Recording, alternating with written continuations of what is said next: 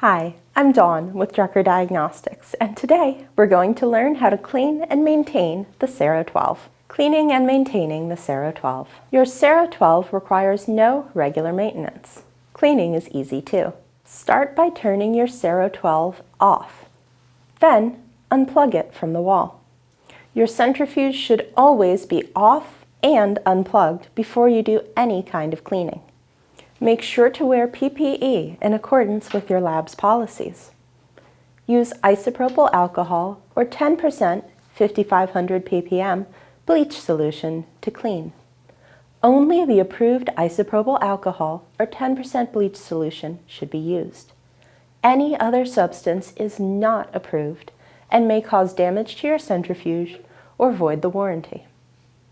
Apply your isopropyl alcohol or 10% bleach solution with a cloth. Do not submerge the centrifuge in water. If necessary, the rotor may be removed for easier cleaning. Links to our videos on how to remove and reinstall the rotor are popping up on your screen now. Dry your SERO 12 immediately after you've finished cleaning and disinfecting, and be sure it's plugged in and turned on so it's ready for the next use.